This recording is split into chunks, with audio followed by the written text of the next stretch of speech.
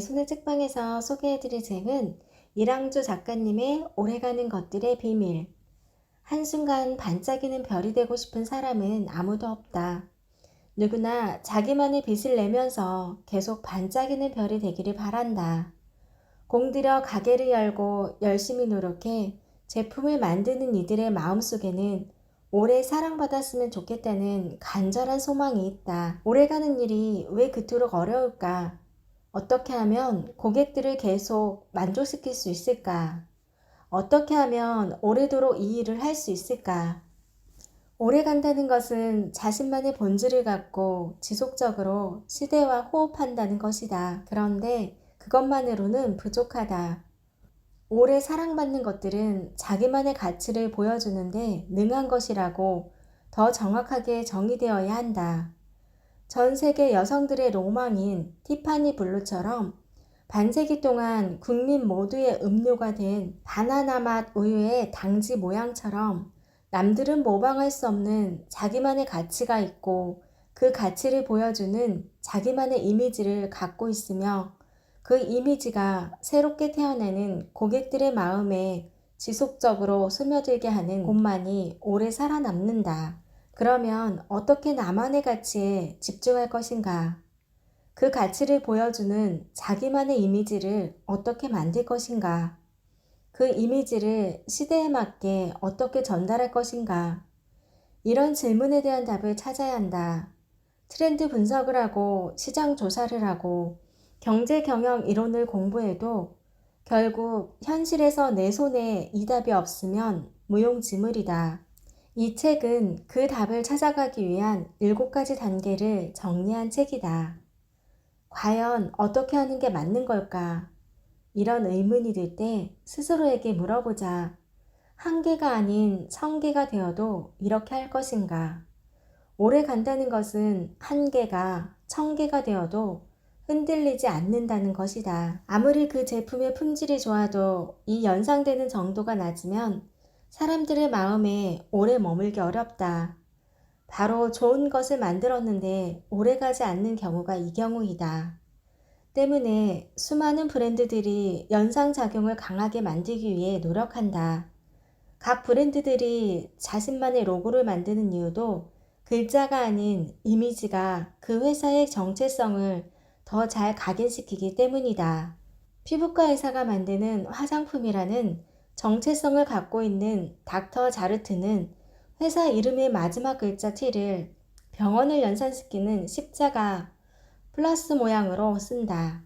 십자가 이미지가 닥터 자르트의 정체성을 빨리 환기시키기 때문이다. 이처럼 자기 브랜드를 잘 기억하게 할 이미지를 찾고 이를 반복하고 유지할 때 사람들의 기억 속에 오래 남는다. 미국의 어느 기업에서 있었던 일이다. 직원들이 제품을 운반하는 데 쓰는 상자가 너무 무겁다고 불평을 했다. 이야기를 들은 사장이 운반 상자를 모두 흰색으로 칠했다. 그 뒤부터 직원들의 불평이 없어졌다. 흰색 상자가 어두운 색의 상자보다 훨씬 더 가볍게 느껴지기 때문이다. 생선을 파란색 포장지 위에 올려놓았을 때와 붉은색 포장지 위에 올려놓았을 때 어느 쪽이 더 잘 팔릴까?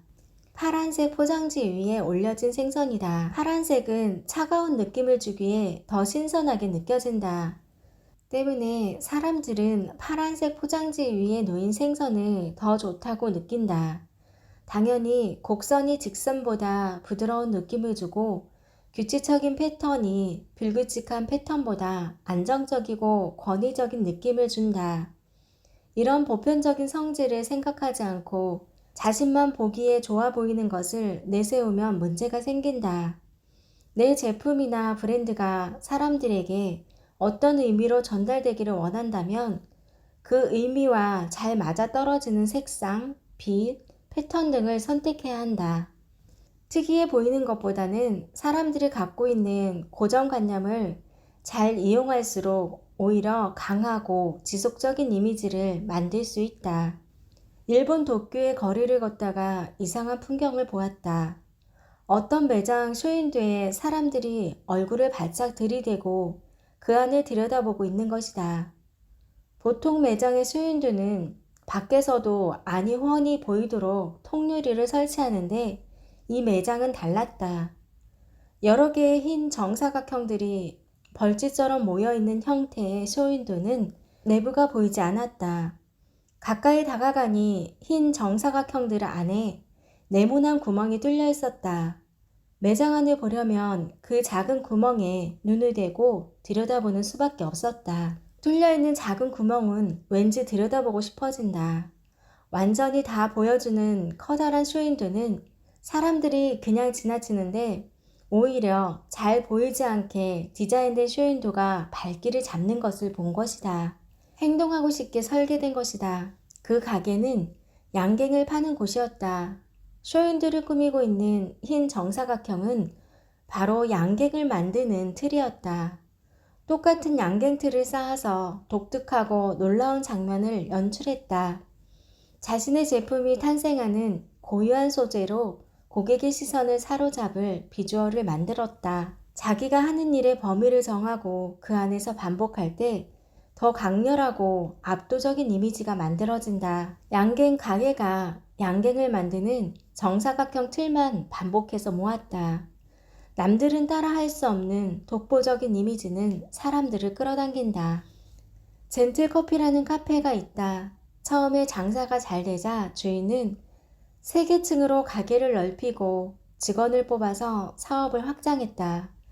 그러나 매장이 확장되는 만큼 고객이 늘지는 않았다. 모아둔 돈이 금세 바닥이 났다. 결국 매장을 줄이고 단 2명이서 원점에서 다시 시작할 수밖에 없었다. 그때 자기 브랜드의 상징에 대해서 생각하게 되었다. 젠틀커피는 과연 어떤 곳인가? 적어도 이 이름을 쓰려면 주인인 나부터 젠틀해져야겠다. 그때부터 주인은 머리에 중절모를 썼다. 다른 곳에 쓰는 돈을 아껴서 가격은 저렴하지만 디자인이 좋은 옷과 소품을 찾아 머리끝에서 발끝까지 공들여 꾸몄다. 말투와 행동에도 신경을 썼다. 뼛속까지 젠틀해져야겠다고 생각했다. 언제부터인가 매장에 멋쟁이 남자 손님들이 늘기 시작했다. 자신이 입고 있는 브랜드를 알아보고 말을 걸어왔다. 자신이 쓰고 있는 모자, 안경테, 넥타이를 보고 어디서 샀는지 물어왔다. 그런 손님들을 위해 매장에 모자를 갖다 놓고 부토니에 양말 등 패션에 신경 쓰는 남자들을 위한 소품들을 같이 팔기 시작했다. 커피 매출을 능가하는 판매가 일어나는 일이 벌어졌다. 이곳은 남성 패셔니스타들의 아지트가 되었다. 이런 소문이 나자 대기업 백화점에서 연락이 왔다. 자기 백화점에 입점해 달라는 것이었다. 그러나 주인은 거절했다. 아직 저는 준비가 되지 않았습니다. 충분히 저희 고객들에게만 더 집중하고 싶습니다. 뜨거운 열정보다 중요한 것은 지속적인 열정이다. 마크 주커버그가 한 말이다. 젠틀커피의 주인은 이 말의 의미를 알고 행동하고 있는 것이다. 똑같이 10년을 써도 누군가는 100년이 쌓인 것 같은 듯 어설픈 곳도 있다. 사람들의 기억에 오래 남는 곳이 되는 게 어디일지는 너무나 분명하다. 처음 일을 시작하는 많은 이들이 대개 이렇다. 본인들은 자신들이 만드는 것이 얼마나 좋은지 너무 잘 알고 있다. 분명 내가 하려는 일이 세상에 의미 있는 일이고 기존의 것과 다른 장점이 있다. 그래서 자신만만하게 사업을 시작하고 매장을 연다. 그런데 고객들은 이거나 저거나 별다를 게 없네라고 생각한다. 고객들이 그 차이를 몰라주니 섭섭하고 답답하다. 결국 야심차게 시작한 일인데 처음의 열정과 신선함은 곧 사라지고 만다. 결국 수많은 비슷한 것들 중에 하나를 내놓게 되고 세월이 흐르면서 사람들에게 잊힌다. 이렇게 되면 오래가지 못한다. 어떻게 하면 나만의 좋은 점을 표현하고 설명할 수 있을까? 이 질문의 답을 찾아야 정말 새로운 것을 시작할 수 있고 오래 사랑받을 수 있다. 누구나 스타벅스 같은 로고를 만들고 싶고 베스킨라빈스의 분홍색과 같은 상징색을 갖고 싶어 한다. 그런데 왜 우리 브랜드는 선명한 이미지를 갖지 못할까? 이유는 나의 본질을 표현하는 나만의 상징이 없기 때문이다. 나만의 상징을 찾기 위해서는 먼저 자신을 설명하는 언어가 많아야 한다. 그 언어들 중에서 남들은 흉내낼 수 없는 나의 본질도 찾을 수 있고 바늘처럼 뾰족하면서 사람들을 매료할 수 있는 나만의 상징도 찾을 수 있다. 그러면 우선 자신을 설명하는 언어부터 만들어 보자. 많은 이들이 새롭고 다른 것을 원하지만 찾지 못하는 이유는 여러 사람들을 쉽게 만족시키려고 하기 때문이다. 다르게 하는 걸 겁내지 말아야 한다. 자신만의 이야기와 이미지를 만들다가 실패하면 그 실패는 역사가 되고 다시 도전할 수 있는 바탕이 된다. 그러나 다른 이들의 것을 모방하면 잘 되더라도 다음 것을 만들어내기가 어렵다. 또 다른 것을 모방하려고 두리번거리게 된다. 그러니 남의 것을 모방하느니 차라리 아무 이유도 없는 엉뚱한 것이 더 낫다. 서울의 한 베이커리 카페의 로고는 물개다. 카페를 열면서 디자이너에게 로고를 의뢰했는데 차일피일 일이 늦어졌다. 남들이 안 한 걸 하라는데 도대체 남들이 안 한 게 뭐가 있냐는 디자이너의 말에 그럼 물개라도 넣든가 해서 물개가 되었다고 한다. 사실인지 아닌지는 알 수 없으나 이 이야기가 수긍이 갈 만큼 엉뚱한 로고이긴 하다. 분명한 건 이곳이 여느 베이커리 카페와 다른 개성으로 사람들을 사로잡게 된 데는 이 물개 로고의 역할이 매우 컸다. 사람들이 그 카페 로고가 물개더라. 정말 신기하지? 라며 사진을 찍고 공유했다. 이야기를 전할 매개체가 생겼기 때문이다. 만약 나만의 숨은 사연이 있는 엉뚱함이라면 사람들은 더 환호한다. 보이는 곳까지 보이게 하려면 내가 보여주고 싶은 것이 아니라 고객이 보고 싶어 하는 것을 생각해야 한다. 쇼윈도에 내 제품을 얼마나 멋지게 진열할까만 상상하지 말고 탈의실한 거울에 비친 고객의 모습을 상상해야 한다. 가게에 들른 고객의 입장에서 갖고 가고 싶은 게 비단 물건일까? 고객으로서 받아야 하는 존중감도 클 것이다. 그 존중감도 눈에 보여줄 수 있다. 피렌체 마도바의 쿠션이 바로 그 증거다. 마도바는 100년 넘은 자그마한 장갑 가게다. 1910년 할아버지 아메데오는 가족의 생계를 책임지기 위해 작은 장갑 가게를 열었다. 1945년 전쟁 때문에 문을 닫았지만 자손들이 힘을 모아 가게를 되살렸다. 이 가게에 들어서면 제일 먼저 초록색의 동그란 쿠션이 눈에 들어온다. 이게 무엇에 쓰는 물건일까? 어리둥절한 나에게 마도바의 점원이 웃으며 말했다. 장갑 끼워 보실래요?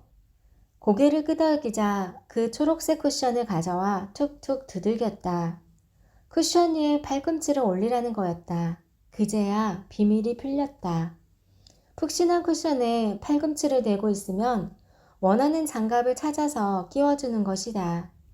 이번에는 나무로 된 이상한 모양의 집게를 가져왔다. 이건 또 뭐에 쓰는 물건일까?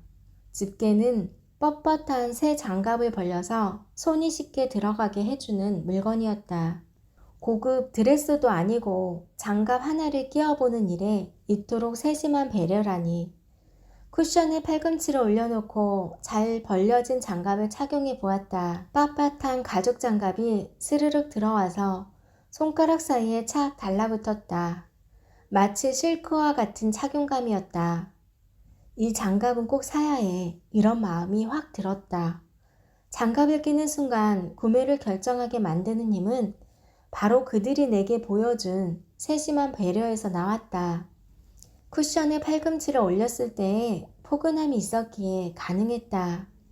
마도바는 고객에게 장갑을 낄 때 최고의 느낌을 주고 싶었던 것이다.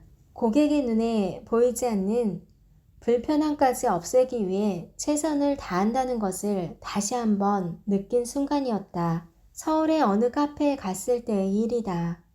오후 4시쯤 미팅이 있었다. 유명한 카페라고 들었는데 의외로 한산했다. 그런데 오후 6시가 가까워지자 손님들이 쏟아져 들어오더니 옥상으로 올라가는 계단 쪽으로 주르르 줄을 섰다. 이게 무슨 일일까? 이 카페의 옥상 전망은 노을이 질 때 가장 아름다운 풍경을 만들어내기 때문이다. 사람들은 바로 황홀한 노을을 배경으로 가장 멋지게 나오는 최적의 포인트에서 사진을 찍기 위해 줄을 선 것이었다. 이른바 인생샷을 찍기 위한 줄이었다. SNS에서 이 카페의 이름을 검색해 보았다. 티파니의 블루박스에서 본 것과 같은 풍경이 벌어졌다. 똑같은 장소와 똑같은 배경으로 사람 얼굴만 바뀐 이미지들이 우르르 쏟아졌다. 그 이미지 아래에는 나도 이곳에 한번 가봐야겠다는 댓글과 이곳에서 같은 경험을 한 이들이 서로 친밀감을 공유하는 댓글들이 달려 있었다. 이것이 정확한 비주얼 설계가 만들어낸 단 하나의 감정 이미지가 불러오는 마법이다. 오늘날 오프라인 매장이 죽어가는 게 아니다. 오프라인 매장만이 줄 수 있는 이유를 갖고 있는 곳은 살아남고 굳이 그곳에 갈 이유가 없는 곳들은 사라지는 것이다. 도리어 오프라인만이 주는 가치는 나이 든 소비자들보다 젊은 세대들이 더 잘 알고 있다. 여러 연구에 따르면 오프라인 매장에서 마음에 드는 경험을 할 수 있다면 비싸도 그곳에서 사겠다는 대답이 전 세대 중 온라인에 가장 친숙한 2000년 이후 출생 세대에게서 제일 높았다. 세계 어디를 가나 핫플레이스를 주도하는 건 이들이고 오프라인 매장의 새로운 모델을 만들어내는 것도 이 세대들이다. 오래 사랑받는 공간은 그곳에 사는 사람들에게는 자부심이고 찾아오는 이들에게는 변치 않는 추억이다. 고유한 기억이 촘촘하게 스며들어 있는 곳이 되면 사람들은 그것을 절대 잊지 않는다. 디지털 시대가 될수록 아날로그의 가치가 더 소중해지고 온라인 시대가 되었지만 오프라인 공간에 사람들이 몰리는 것은 이 때문이다. 기호학을 기반으로 하는 마케팅 전문가 로라 오즈월드는 이렇게 말했다. 경제가 바닥을 치고 있을 때조차 소매업에는 항상 커다란 기회가 있다. 가장 중요한 사실은 소매 개념이 사람 지향적이어야 하고 그 실행에 앞서 디자인이 훌륭해야 한다는 것이다. 디자인은 당신이 볼 수 있는 아이디어에 관한 것이다. 비주얼의 중요성을 계속 강조하는 것은 그것이 눈에 보이는 기억이기 때문이다. 다시 보고 싶은 기억이기 때문이다. 그렇다면 사람들에게 어떤 기억을 촘촘하게 스며들게 하고 있는가? 이 물음에 대한 대답을 찾는다면 어떤 변화에도 흔들리지 않고 자신의 고객들과 길게 호흡하는 길을 갈 수 있다. 오래 가려고 흔들리는 거니까 힘들어하지 말자는 거다. 흔들리는 진통이 흔들리지 않는 전통을 낳는다는 말처럼 자기에 대한 믿음을 가지고 흔들리다 보면 언젠가 반드시 중심을 찾는 날이 온다. 그러니 빠르게 성공할 수 있는 방법들을 기웃거리지 말고 자기만의 고유한 법칙을 찾을 수 있다고 믿어야 한다. 그러려면 무엇보다 내가 누구인지를 잘 알아야 한다. 사람들이 새로운 일을 시작할 때 빠지는 가장 큰 함정은 자기를 모르고 시작한다는 것이다. 나는 아침에 일찍 일어나지 못하는데 일찍 일어나야만 성공할 수 있는 일을 하는 사람도 있다. 1인 사업가에 맞는 사람이 있고 여러 사람과 협력하는 게 맞는 사람도 있다. 그런 것조차 모르고 시작하면 우왕좌왕한다. 너무 많이 알아서 문제인 경우도 있다. 아는 것이 많고 보이는 게 많은 사람은 스트레스에 취약하다. 의사결정을 할 때 그 결정으로 오는 위험을 감당하지 못해 스스로 먼저 무너진다. 그런 사람은 오히려 누군가를 돕는 역할을 하는 게 맞다. 그래서 오래 가는 것을 생각하는 게 중요하다. 오래 간다고 생각하면 나에게 맞지 않는 일은 하지 않게 되기 때문이다. 나에게 맞지 않는 일이지만 이 일이 요즘 잘 된다고 하니까 빨리 해서 성공하고 접으면 되지. 이렇게 생각하면 결국 접담한 종이만 내 무릎에 수두룩하다. 제대로 접은 종이약 하나가 내 손에 쥐어지지 않는 것이다. 최근에 온라인으로 사업하는 게 쉬워지면서 이와 같은 경우를 수없이 본다. 쉬운 길이 눈에 보일 때일수록 더더욱 이 길이 오래가도 좋은 나만의 길인지 생각하면서 일을 해야 한다. 시간을 이겨내지 않고 위대한 것을 만들 수는 없는 일이다. 지금까지 내 손의 책방이었습니다. 구독과 좋아요는 저에게 큰 힘이 됩니다.